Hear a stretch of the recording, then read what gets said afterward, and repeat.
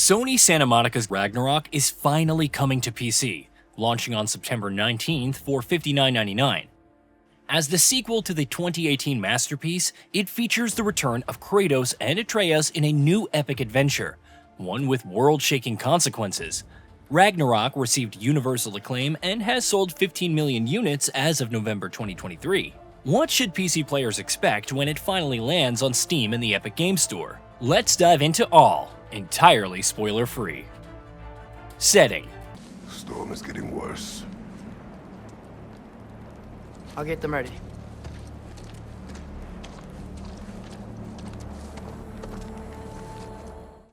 Fimbulwinter has arrived. While Kratos and Atreus await the arrival of Ragnarok, they come to a rather not-so-friendly face-to-face with Thor.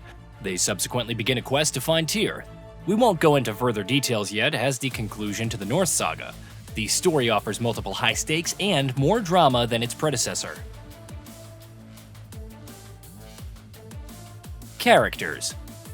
It also sports new and returning characters. Outside of Kratos and Atreus, whose role is expanded from the original, players encounter the mysterious Angrboda, the quick-witted Ratatoskr who guards Yggdrasil, the World Tree, and of course, Thor. Returning characters with deeper roles include Freya, blacksmiths and brothers Brock and Sindri, and Mimir, each playing their part in the impending Ragnarok.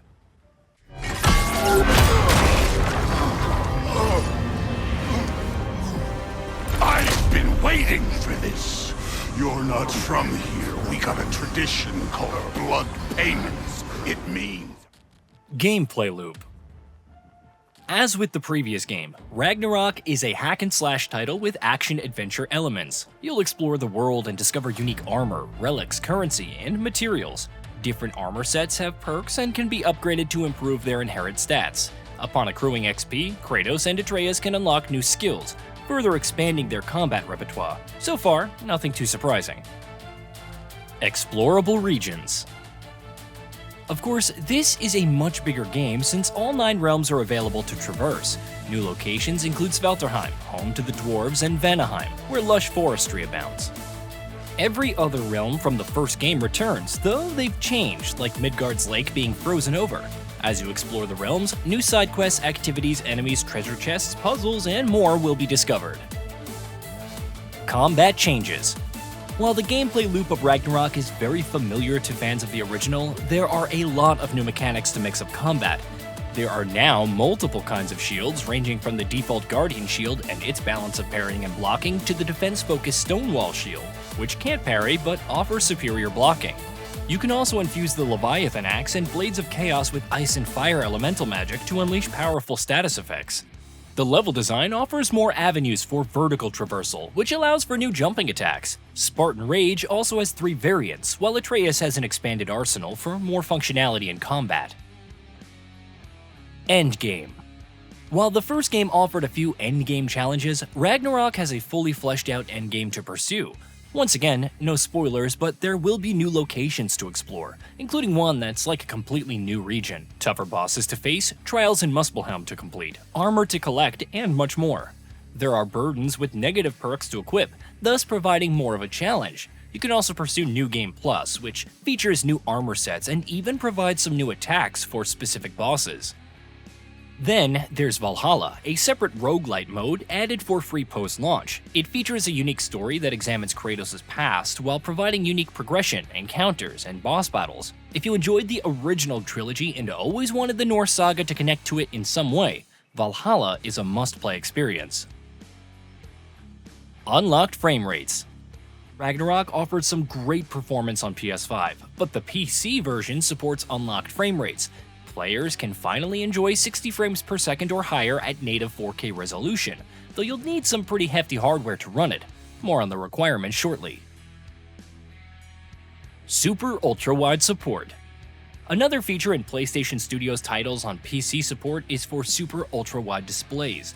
Ragnarok is no exception, supporting 21:9 ultra widescreen and 32:9 super ultra widescreen monitors on PC. Based on the images seen thus far, the results are unprecedented, immersing players in the 9 realms like never before, or since the PS5 release really. PSN Account Required. Unfortunately, PC players need a PlayStation Network account to enjoy the game. While it didn't apply to the single-player campaign of Ghost of Tsushima Director's Cut, this and the upcoming Until Dawn remasters are subject to PSN linking on PC, even though they're single-player centric. It's terrible, but such is Sony. System requirements. Hardware requirements for Ragnarok on PC are pretty high, which is to be expected. Regardless of everything else, you'll need Windows 10 64-bit and 190GB of installation space on a solid-state drive to run the game. Minimum requirements include an Intel Core i5-4670K, or AMD Ryzen 3 1200, 8GB of RAM, and NVIDIA GeForce GTX 1060 or AMD RX 5500 XT for an average of 30 FPS at 1080p on low settings. Recommended requirements for 60 FPS average at 1080p on medium settings include a Core i5-8600 or Ryzen 5 3600, an RTX 2060 Super or RX 5700 and 16GB of RAM. For 1440p resolution at 60 FPS average on high settings, a Core i7-7700K or Ryzen 7 2700X, 16GB of RAM, and an RTX 3070 or RX 6800 will be required. 4K requirements on PC.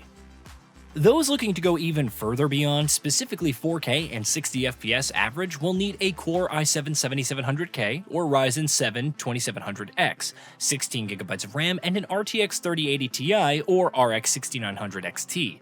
That's enough for playing at high settings, but for 4K 60 FPS at the very pinnacle of graphical fidelity, Ultra, you'll need a Core i5-11600K or Ryzen 7 3700X, 16GB of RAM, and an RTX 4070 Ti or RX 7900 XT.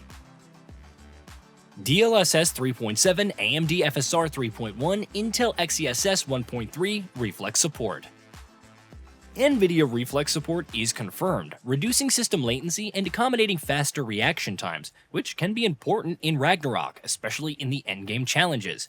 NVIDIA DLSS 3.7, AMD FSR 3.1, and Intel XeSS 1.3 are also supported. Since the standard and 4K requirements don't take upscaling into account, PC players can utilize them for more performance gains. DualShock 4 and DualSense support. Like other first-party PlayStation titles launching for PS4 and PS5, Ragnarok supports the DualShock 4 and DualSense on PC. The latter even features haptic feedback and adaptive trigger support, though you'll need a wired connection to take advantage of the same.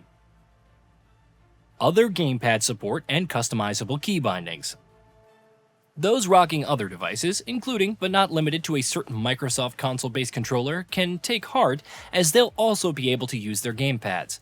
Keyboard and mouse controls are also fully customizable, allowing PC players the freedom to change key bindings. Playtime. Whether you're a new player or well-versed in the previous game, Ragnarok offers significant bang for your buck. The main story takes about 26 to 27 hours, while a completionist run requires 54 hours on average, according to How Long to Beat. That doesn't factor in New Game Plus or Valhalla, the latter adding another 10 to 11 hours on average for completionists. As one of the best games of 2022 and even to date, Ragnarok will keep you busy for quite some time. Hey, did you know that we at Gaming Bolt upload new videos every day? Stick around, drop a like, subscribe, and hit that bell, and let us know what kind of content you'd like to see in the future with a comment below.